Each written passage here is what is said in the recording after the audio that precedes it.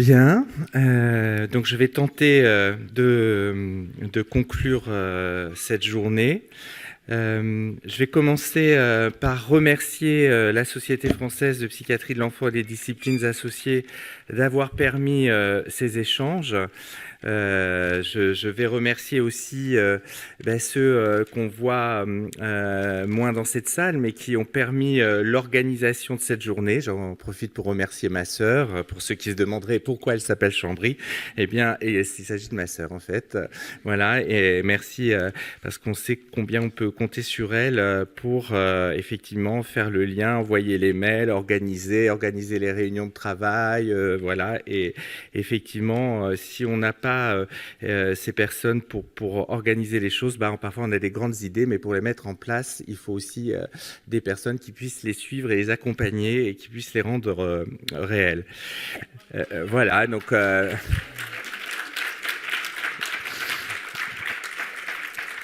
Merci bien sûr à Bruno, puisque effectivement ça fait partie des premières actions qu'il a souhaité mettre en place en tant que président, de pouvoir effectivement mener cette réflexion. Et je trouve que voilà, et puis il a pu la mener avec cette rigueur, avec le souhait d'une méthodologie.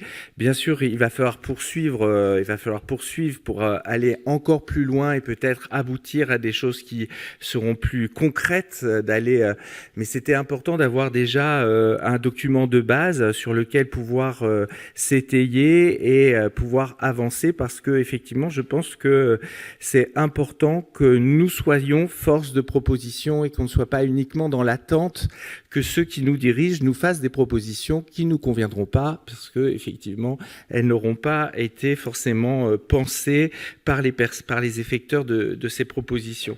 Donc je crois que c'est aussi ça qu'il faut entendre, c'est retrouver un engagement collectif qui dépasse la question de nos identités professionnelles pour tenir peut-être de façon progressive, étape par étape. C'est vrai qu'on peut avoir de grandes ambitions, et c'est important d'avoir de grandes ambitions, mais il faut avoir une stratégie et des étapes pour y parvenir, et peut-être se mettre au travail pour se dire, voilà, quelles sont les 2 ou 3 choses qui nous paraissent indispensables à mettre très rapidement en place, puis celles dans une perspective à moyen terme, et d'avancer étape par étape.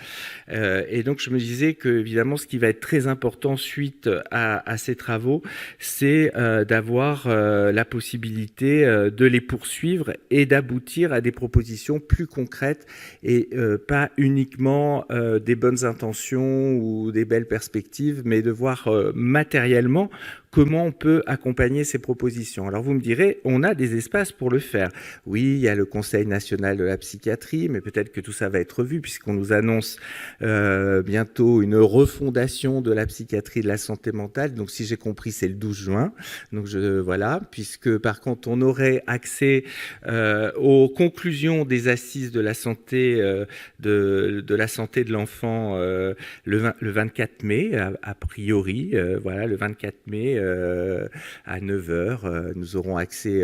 Donc c'est vrai qu'on était un peu en stand-by pour continuer des travaux au Conseil national de psychiatrie, puisque depuis des mois et des mois et des mois, on attend de savoir quelles propositions concrètes et financières seront faites pour avancer sur la prise en charge des enfants et des adolescents dans une vision globale de la santé.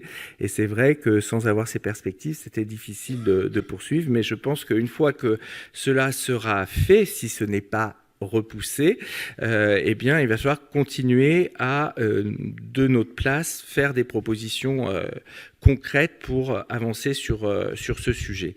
Alors, moi, je me disais, et c'est en ça que je remercie Bruno, c'est que j'ai entendu ce matin une petite critique autour, mais on n'a pas rappelé l'historique, tout ce qui est truc, combien dans le passé tout était merveilleux et extraordinaire, et combien aujourd'hui c'est terrible, catastrophique, etc. Alors je dirais attention à ce type de message, parce que ce type de message, et ça nous a été rappelé, ça participe à la non-attractivité de notre spécialité. C'est-à-dire que si on passe son temps à se plaindre, à se dire que c'est épouvantable ce qu'on fait et que, mon Dieu, comme c'était mieux dans le passé, je ne suis pas sûr que ce soit un discours qui attire les jeunes vers notre discipline et notre travail. Alors, Moi, je ne sais pas si c'était si merveilleux dans le passé. C'est sûr qu'il y a eu des moments de construction.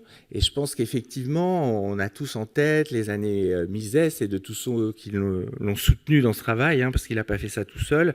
Mais effectivement, ou peut-être, il y a eu un moment dans la société où il était possible que les professionnels puissent dire voilà les besoins nécessaires pour pour répondre aux attentes de notre spécialité, et qu'il y a eu un temps où ça a pu être entendu et qu'un certain nombre de décisions politiques se sont mis en place dans un vrai dialogue entre les personnes de terrain et les personnes qui prenaient les décisions. Ce temps, on le sait, est aujourd'hui beaucoup plus compliqué et qu'on entend souvent beaucoup d'annonces, beaucoup de mots, beaucoup de communication, mais sur le terrain, on n'en voit pas toujours les effets, loin de là. Donc effectivement, peut-être qu'il faut, et c'est ce que je me disais peut-être aussi, et ce qui est nécessaire, mais comment dire, on peut être pris nous-mêmes parfois dans des enjeux de revendication identitaire parce qu'on se sent menacé. Donc comme on se sent menacé, on se replie pour se défendre. Alors nous, les pédopsychiatres, nous, les psychologues, nous, voilà, etc. Alors même que je crois que c'est indispensable que, effectivement, on ait un engagement collectif au-delà de ces questions pour demander un minimum de ce qui doit être mis en place pour qu'on puisse répondre aux besoins des patients et des enfants. Et des parents, et des familles. Et parce que je me disais, au fond, quand même, depuis tout ce temps, depuis tous ces rapports qu'on a vus à droite et gauche, il n'est pas possible de définir ce qu'est le minimum de l'équipement nécessaire sur un territoire en fonction de quelques particularités populationnelles, effectivement, ruralité, ville, précarité, etc., pour dire il y a besoin de ce minimum d'équipement et c'est incontournable. Et voilà, et quand même ça, on ne l'a pas. Aucun texte ne définit pour tant de population, on a besoin de tant de CMP, de tant d'accès à ça, etc., etc. Mais peut-être c'est déjà ça, le début indispensable de pouvoir partir sur des discussions, parce que effectivement, et ça nous a été rappelé par la JPJA, que j'ai trouvé vraiment nécessaire de penser, c'est que sinon, effectivement, cette non prise en compte d'une dimension systémique nous amène tous à penser qu'on n'en fait pas assez, qu'on travaille mal, qu'on est mal organisé. Alors on nous le dit aussi, mais alors même qu'on ne peut pas répondre à la demande parce que effectivement, elle est complexe. Parce que moi, je vois aussi la réalité, j'imagine, entre le CMP du 17e arrondissement où je suis chef de pôle et le CMP de Catherine Zitoun du 19e. On n'a pas la même réalité des populations qui consultent, mais d'empêche, même sur le 17e, il y a un certain nombre de situations où une grosse partie de notre énergie et de nos moyens, elle est liée à la précarité et aux difficultés de vie des parents et n'est pas forcément liée à la sévérité de la pathologie des enfants qui nous sont adressés.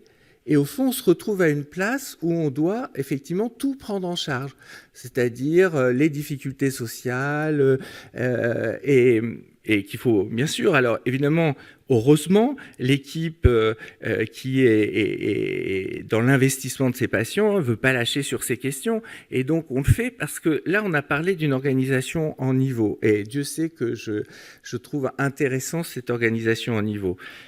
Mais le problème, c'est qu'il faudrait déjà qu'il y ait un niveau 1. Il est où le niveau 1 ? Le niveau 1 où on puisse rencontrer des professionnels qui ont le temps de nous écouter, de pouvoir du coup orienter. Sur le papier, il existe, mais sur le terrain, quand même, il est difficile à rencontrer. Même si, effectivement, on sait toute la place de la médecine scolaire, on sait toute la place des services de protection de l'enfance, on sait toute la place de la PMI, on les connaît, les acteurs théoriques du niveau 1. Mais enfin, sur le terrain, ils ont énormément de difficultés dans leur travail et c'est difficile de les rencontrer. Donc, effectivement, il y a un effet, domino qui fait, du coup, comme le niveau 1 a du mal à le rencontrer, les difficultés s'aggravent et on en arrive au niveau 2 et qui ne peut pas répondre. Et, enfin, voilà, vous connaissez ça. Et ça, bien sûr, ça nous culpabilise et en plus évidemment ça nous déprime et ça peut nous amener à se dire qu'au fond peut-être il faut aller planter des choux ailleurs, ce qui est dommage puisque comme tout le monde le sait, la psychiatrie de l'enfant et de l'adolescent est la plus belle spécialité qui existe. Mais ça c'est quand même quelque chose de très important. Et c'est une discussion que j'ai souvent avec l'équipe du CMP qui se sent extrêmement coupable de prioriser et de se dire que finalement, il y a un certain nombre de patients qui sont sacrifiés puisqu'on n'est pas en mesure de les recevoir. Parce que, par ailleurs, parce que ça serait aussi le risque, on a parlé de la perte de sens, et ça, j'essaie d'utiliser mon rôle hiérarchique pour essayer de les protéger de ça. Le risque aussi serait que pour voir tout le monde, on finisse par voir personne. C'est-à-dire, on les voit une fois par an, on a vu tout le monde, il n'y a plus de liste d'attente, mais on ne les soigne pas. On les voit, peut-être on les a évalués, on a une idée du diagnostic, mais mettre en place des soins, comme on a consommé tous nos moyens pour voir tout le monde, effectivement, après, l'accès aux soins est extrêmement, n'est plus possible. Alors, c'est vrai qu'on a fait le choix sur le CMP de s'interdire, de descendre en dessous d'un niveau qui ne soigne plus, mais du coup, effectivement, il y a des patients sacrifiés dans cette dimension, et ce sacrifice suscite de la culpabilité chez les soignants, alors même que c'est ici qu'on doit se sentir coupable. Enfin, pour moi, les coupables, ils sont ici, ils ne sont pas sur le CMP. Et je peux le dire. Et je crois que effectivement, pendant de nombreuses années, moi-même, je n'ai pas voulu voir qu'au fond, nous, professionnels de l'enfance au sens large, nous avons un rôle politique dans notre société. Et je nous engage à réinvestir ce sens politique de notre travail. C'est-à-dire, oui, moi, pendant des années, j'ai été dans, mais oui, mais ce qui importe, c'est les soins, c'est la clinique, la psychopathologie, etc. Et la société, c'est la société. Mais nous sommes des acteurs de la société et nous avons des choses à transmettre et à porter au nom des patients et des familles que nous rencontrons.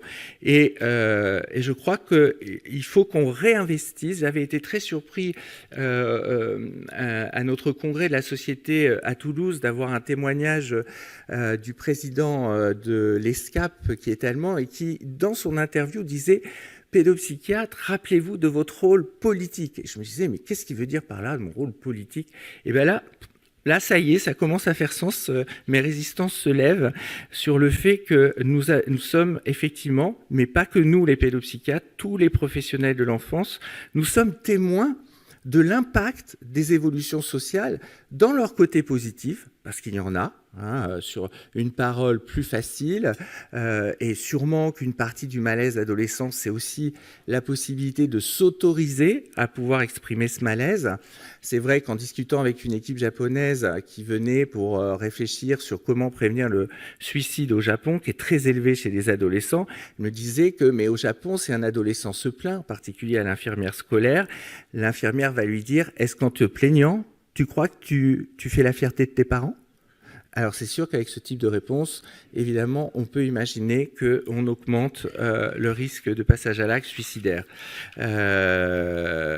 Mais donc, moi, ce que je trouve intéressant, c'est... Alors, bien sûr, il y a des choses à affiner. Alors, cette question de l'organisation par niveau, moi, je vois une piste importante pour l'avoir expérimentée, c'est que cette organisation par niveau, elle est intéressante s'il y a de la transversalité et s'il y a des acteurs qui travaillent sur plusieurs niveaux. C'est-à-dire que, par exemple, j'étais consultant au centre référent des troubles d'apprentissage. En étant responsable du CMP, je vous dire, vous formulez plus du tout les choses de la même façon si vous avez l'expérience du soin Et parce que au fond, être expert, je peux vous dire, c'est la dimension la plus gratifiante que je connaisse, hein. Ça fait 3 ans que les gens espèrent vous voir, ils vous voient. Si vous êtes pas, si vous êtes un peu futé, que vous savez formuler quelques trucs, les gens vous voient comme ah là là, c'est formidable. Mais le problème, ce qui est difficile, c'est le soin du quotidien, c'est les voir tous les mois, voir qu'il y a des choses qui marchent pas, que ça avance pas, et ça, c'est vraiment beaucoup plus difficile et pourtant moins valorisé, puisqu'aussi il y a cette culture de l'expert et de l'expertise qui quand même est aujourd'hui très présente dans notre pays. Donc, pour ne pas vous retenir trop longtemps, je pense qu'il y a encore des choses aussi, des domaines sur lesquels il faut qu'on avance. C'est vrai qu'on a peut-être négligé cette question de la transition de la psychiatrie de l'enfant à la psychiatrie de l'adulte et que là, il y a aussi un travail important d'articulation à penser. C'est vrai que voilà, il y a eu une réaffirmation que la psychiatrie de l'enfant devait aller jusqu'à 18 ans, mais quand même, il y aura toujours effectivement ce passage et certains de nos patients auront besoin de la psychiatrie adulte et c'est vrai qu'il y a un travail énorme à faire sur comment on pense cette articulation et peut-être comment on peut penser ensemble d'une place de psychiatre d'adulte et d'une place du psychiatre d'enfants et d'adolescents, ce passage. J'ai eu la chance sur le 17e qu'on a d'excellentes relations avec la psychiatrie adulte et qu'on fait des co-consultations. Et ça, c'est quand même très intéressant de voir que je ne pense pas du tout de la même façon que mon collègue de psy adulte, mais qu'on arrive justement dans l'accompagnement des parents, par exemple, à pouvoir penser des choses et partager autour de ces questions-là. Moi, je pense qu'il y a des choses très concrètes qui pourraient quand même se penser. Alors, on a parlé beaucoup de la masterisation de beaucoup de professions. Alors moi, je trouve ça formidable si les grilles de salaire évoluent, parce que sinon, ça ne fera que vider l'hôpital public de ces professionnels qui préféreront s'installer pour gagner le salaire qui corresponde à leur niveau de formation. Et ce qu'on l'a vu avec les orthophonistes, hein, qui ont quasiment disparu de nos CMP, parce que effectivement la grille hospitalière ne suit pas. Là, il y a quand même des choses assez simples, et Dieu sait qu'on l'a dit à de nombreuses réunions, qu'il faut revoir les grilles de salaire de l'hôpital si on veut maintenir la pluridisciplinarité et si on souhaite effectivement le maintien d'un hôpital public de qualité, parce que c'est quand même la grande question que parfois on est amené à penser, car tous les saupoudrages qu'on nous a proposés, elles ont plutôt tendance à soutenir le soin à l'extérieur de l'hôpital public qu'à l'intérieur de l'hôpital, en fait. Donc ça, c'est quand même un problème. Pour autant, bien sûr, il ne faudrait pas être pris du goût du clivage libéral hôpital public, mais au contraire, comment on pourrait penser des possibilités de travail ensemble rémunéré. Je rêve de ça, c'est-à-dire que par exemple, les orthophonistes du 17e, elles disent « mais nous, on aimerait vraiment venir sur un temps d'échange avec vous. Mais si on vient sur un temps d'échange avec vous, comment on est rémunéré sur ce temps d'échange avec vous ?» Et c'est une vraie question. Et je pense qu'il y a vraiment des choses à penser, à assouplir. Je pense que, enfin, c'est clair qu'aujourd'hui, si un pédopsychiatre libéral serait intéressé d'avoir une vacation à l'hôpital, il ne le fera pas pour l'aspect financier, hein. Il va le faire parce que ça l'intéresse. Donc ça aussi, ça pose question. On pourrait imaginer des montages qui permettent à une personne de travailler une journée, 2 jours par semaine au CMP parce que ça l'intéresse de travailler en équipe et qui puisse être rémunéré à la hauteur de la qualité du travail qu'il propose. Je pense qu'il y a des choses très concrètes, mais je pense qu'il faut qu'on s'allie ensemble pour faire ces propositions et les revendiquer de façon indéfectible parce que effectivement sinon eh bien on verra arriver des propositions qui seront toujours effectivement des rustines mais qui ne prendront pas l'ensemble des difficultés à venir. Donc merci en tout cas pour nous avoir permis d'élaborer et de lancer ces quelques pistes. Moi, vraiment, je pense que le seul moyen de sortir de ces difficultés, c'est par une remobilisation collective. Et je vous remercie d'y avoir participé aujourd'hui, mais il faut la poursuivre. À bientôt.